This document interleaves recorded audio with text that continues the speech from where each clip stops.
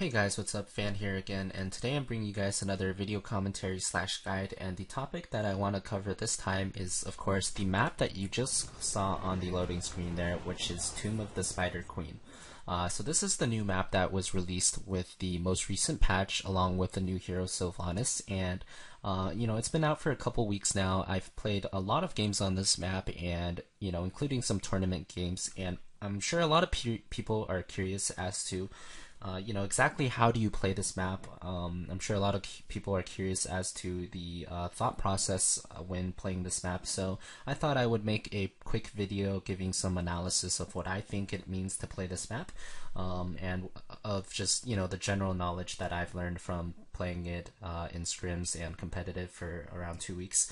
Now, this map is a fairly simplistic map to play. It's a very small map and a very action-packed map, so overall I think it's a very fun map, and without further ado, I'm going to go ahead and show you this replay and talk about it. So this is a replay from the ESL Monthly that just happened in early April here, so it is a tournament replay, so I don't have to worry about, spoiling anything, because this was a replay that was casted in the tournament, so it is available to the public as well. And basically I'm going to be not really focused on the game in particular, but I'm going to be talking about really how to play Tomb of the Sky Temple, and I'm going to use this replay as an example. So basically here, the first thing I want to talk about is the turn-in spot between top and mid lane.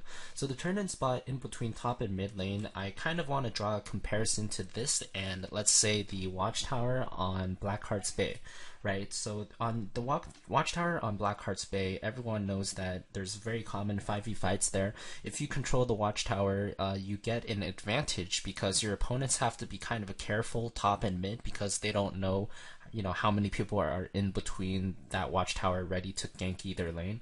And the same is true for this map. This is not a Watchtower, but because it has the Fog of War vents both on the top side and on the middle side, it basically acts as a Watchtower where if your opponents are inside this area, you don't know if they're going to be ganking top, you don't know if they're going to be ganking mid, and you don't know how many people are in it. So basically vision over this area is kind of important, which is why you see both teams gathering across here ready for a fight.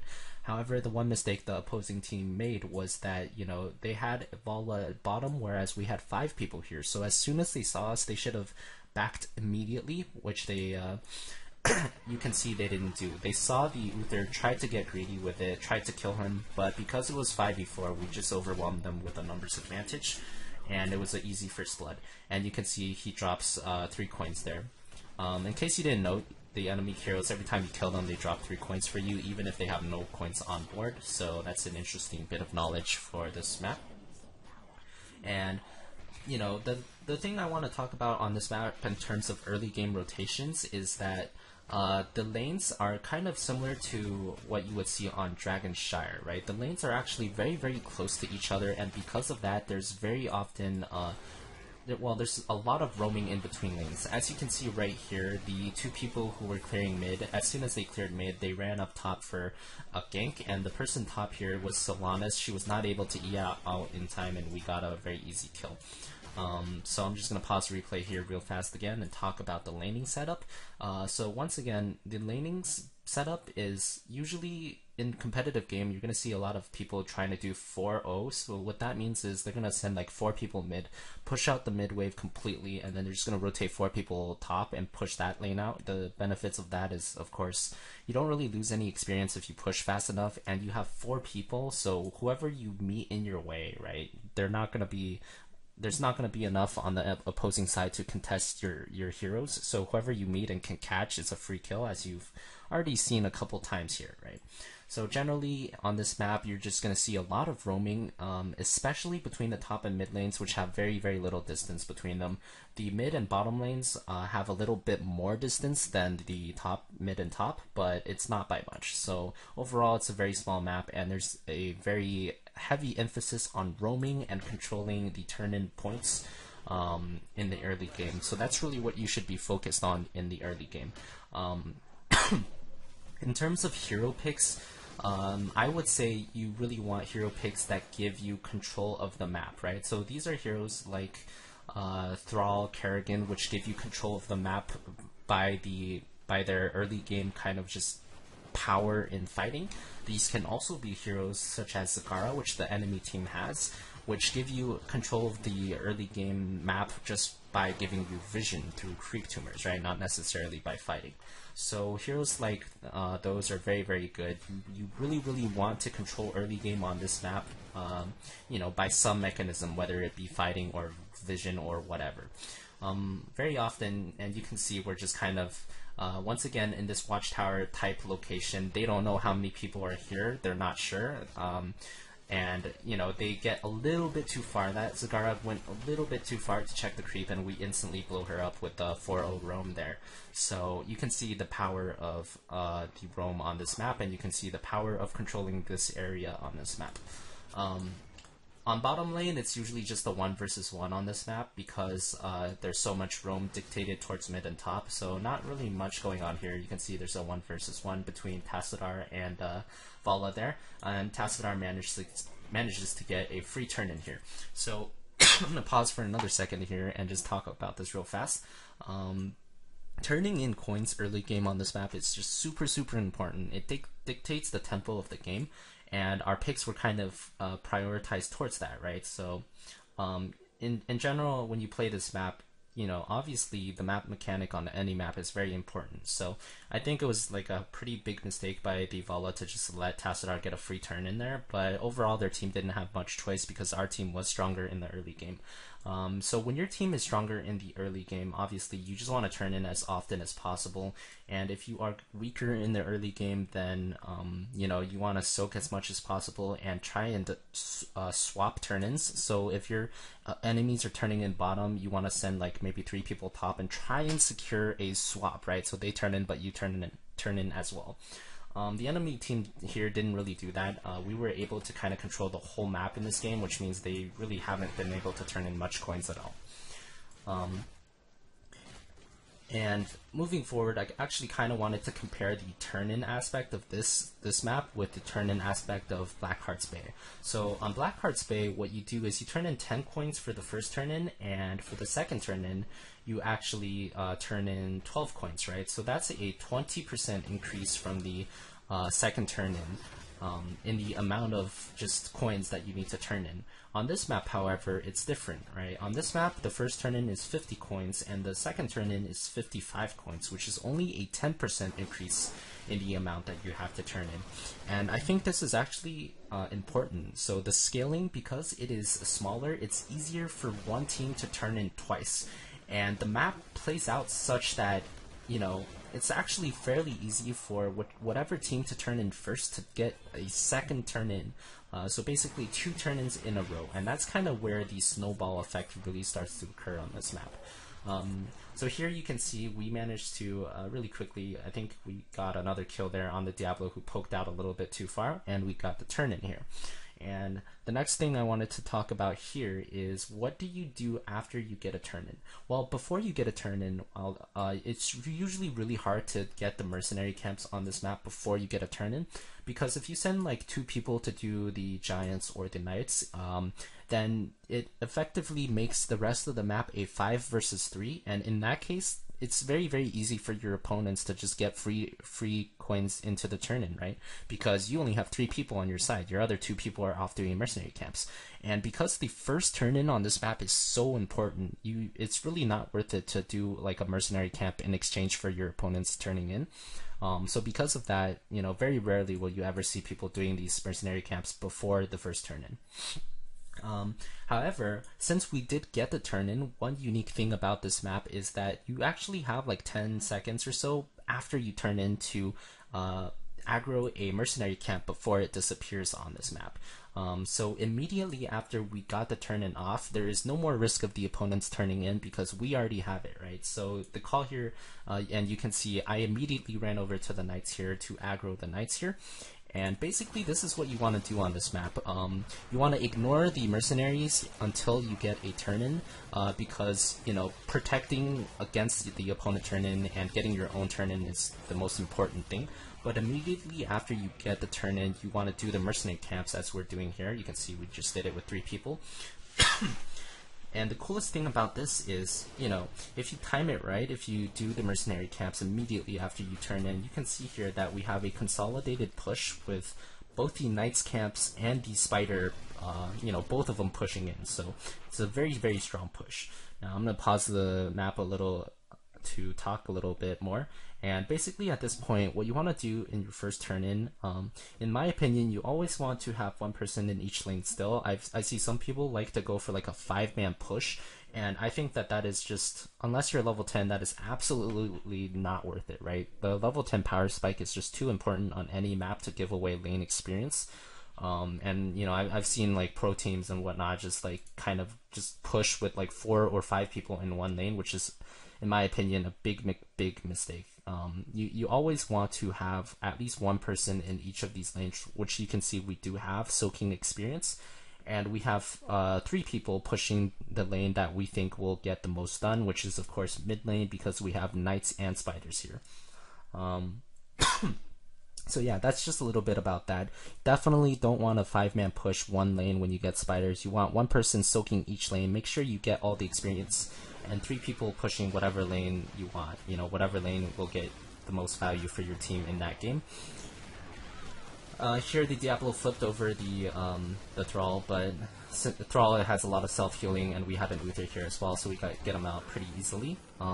The opponents actually have Sylvanas, and you'll notice that Sylvanas manages to lock down the entire wave of minions like 2 or 3 times, which means that our push was actually significantly weaker than it should be. So Sylvanas on this map, you know, locking down pushes is actually really good. We only managed to get the wall down in the end. If the opponents didn't have a Sylvanas in this case, I suspect it would have probably been possible for us to kill the fort with that push as well. But since they did, we barely got anything done there, and they had a mule so they can repair the fort, so that's well done by the enemy team there. However, you'll notice that after the first turn-in, we did take down some auxiliary damage. We got the bottom wall as well. Not the top wall, because they were pretty focused on killing the top spider with 2 people, but, you know, this is... And I'm going to pause one more time here to talk about this. This is what you want. So in my opinion on this map, the entire focus of the first turn-in is really just to kind of get the walls off the opposing team. Because if you get the walls off the opposing team, what that does is it pushes you closer to level 10 than you know, the enemy team. And that's really important, because as long as you have 5 people on both sides, it's going to be very hard for either team to turn in coins, right? So even though the opposing team, you can see they have enough coins to turn in here, they're not going to be able to turn it in because we have 5 people alive, so it's going to be kind of just like a stalemate back and forth. And as soon as we hit level 10, they're just straight up not going to be able to turn in whatsoever, because we have that level 10 advantage, right? And here I'm going to speed up the replay a little bit because been talking a little bit too much, but you can see we're just kind of roaming around. There's a bit of scuffles, back and forth scuffles here, but you can see that you know, overall they're not able to turn in. We're not really able to turn in either, right? Because neither team has a big sizable advantage, so we're just both kind of fighting over the turn in. I'm gonna speed up the replay a little bit more here. And we managed to get a kill bottom, which really helped things out as well. But even if we didn't get that kill bottom, you can see as soon as we hit level 10, this is where we get our ultimates. You know, there's no way they can possibly contest us without their ultimates. And at this point, we are free to do as we please on the map. So the turn-in points are ours on this map. As soon as we hit level 10 and they're not. We also get the siege camps because, you know, might as well take those if you have an advantage. And you can see at this point we're getting all our coins turned in. There's really nothing the opposing team can do about it because we hit 10 first. And once again, hitting 10 first goes back to getting that first summon that we had, right, where we took out 2 of their walls. That's really what pushed us over the edge there. So over here, as soon as we get 10, you know, normally this move would not be possible because they would have hit 10 by now. If they didn't give up 10 or 5 kills, they would have definitely been 10 by now. And we would not have been able to take this boss because it would have been too risky if both teams had ultimates. However, since they gave up 2 walls and 5 kills, we knew that this boss was safe to take because we hit our ultimate, which is a huge power spike, and they didn't have it, right? So this is just a free boss. And once again, immediately after we turned in, we aggroed the boss in that 10 seconds of free time, and we managed to get the kill on it. And, you know, after level 10, obviously, you want to be grouped up as a 5-man because you already have your ults, so there's really not as big of a need to soak experience or anything of that sort, right? So after level 10 is when you want to be 5-man grouping with 1 lane and just really pushing super hard. Here you can see they tried to do the APOC Maw Wailing Arrow combo on us, however they only hit 1 person with like 3 or 4 ultimates, and that's really just not good enough, unfortunately, and we managed to roll over them with ease there. And you know, really the point of watching that was just to see that, you know, what you really want to do on this map is you want to, as soon as you turn in, you want to be timing it with the Mercenary Camps. So the first time we turned in, we timed it with the Knights in mid. The second time we turned in, we timed it with the boss, you know, up top there. If you can't do it with the boss, you can also maybe try doing it with these. And if there's no Mercenary Camps on the map that you can really take safely, then just group up as 5 and push 1 lane, right? Push 1 lane as hard as possible with your spiders. So that's really what you want to do after level 10. Going back here, we now have a huge advantage, and the team that is winning on this map, basically, you know, there's actually not too much to do on this map except to do mercenaries and get the objectives. I'm going to speed up the replay a little bit because, you know, there's really not much happening at this point. You can see they try and get their night camps here, and basically what happens here is that we go in to contest. We know that there was no one showing top, and if they have 5 heroes between top lane and bottom lane, obviously the most likely place they're going to be is at their knights, right? So we come over to contest because we have a 2-level advantage and a talent advantage, which is the most important part of it. And we kind of, you know, just run in there, exchange ults, but because we were 2 levels ahead and a talent ahead, we were able to pretty easily just steal their knights. They got a pretty good 2-man mob, but they were unable to capitalize off it. So, you know, really not much else to do except back off for the opposing team there.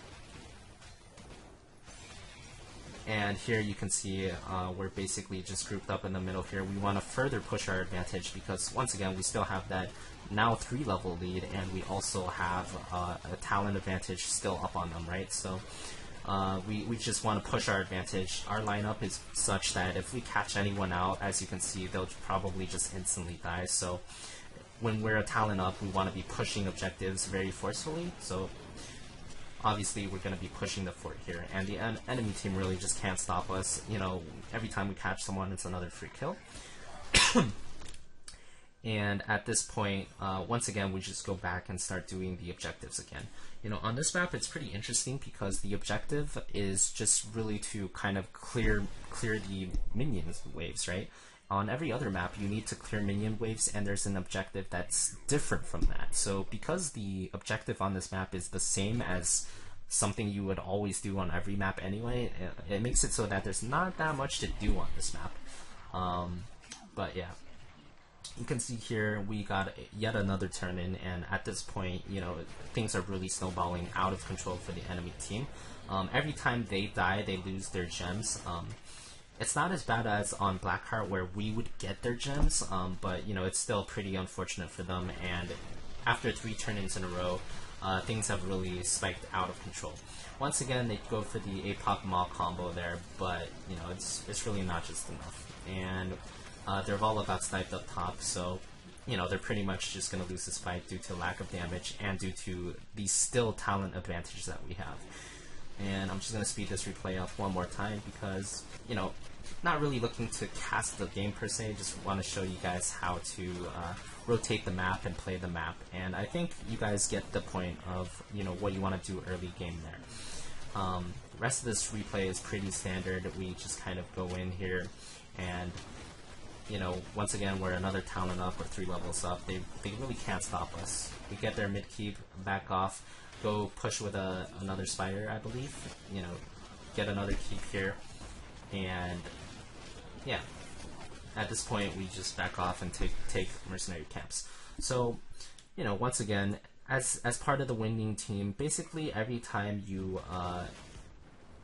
spiders die out before the next spawn of turn-ins, what you want to do is you want to just fall back, take all the Mercenary Camps you possibly can on the map, and wait for the turn-in. And as soon as the turn-ins spawn again, obviously you want to go over them to them, start turning in, and deny your opponents of any potential turn-in that your opponents can do. And you can see the final fight here. We took the boss, and well, I think I pressed the button which flipped the colors there. But the final fight, we took the boss, and at this point we just pushed in for the win with our 4-level lead. So not much to say here. And yeah, in the end, that's pretty much the GG. But what I wanted to say here was that overall, the thing you probably want to take out of this video is that in early game, what you want to do is really protect the turn-ins. You want to be able to somehow get control of the map, whether through vision or strong team fighting heroes. You do not want to do mercenaries early game if it means that you will be sacrificing some control over the turn-in points, because that first turn-in is very, very crucial, and it can get you snowballing. You know, much like Blackheart's Bay, where you get one turn-in, you're going to be significantly far above your opponents in level because of the buildings it kills. The same concept applies with this map. You know, basically, if you get one turn in, the spiders are going to kill like probably 2 walls, and at that point you're going to hit 10 before your opponents, right? So whoever gets the first turn in has a pretty big advantage, which is very, very possible to snowball off of due to the nature of this map. This map is also very easy to get consecutive turn-ins. As you can see on this game, we got like 3 or 4 turn-ins in a row, and our opponents just never got a single turn-in.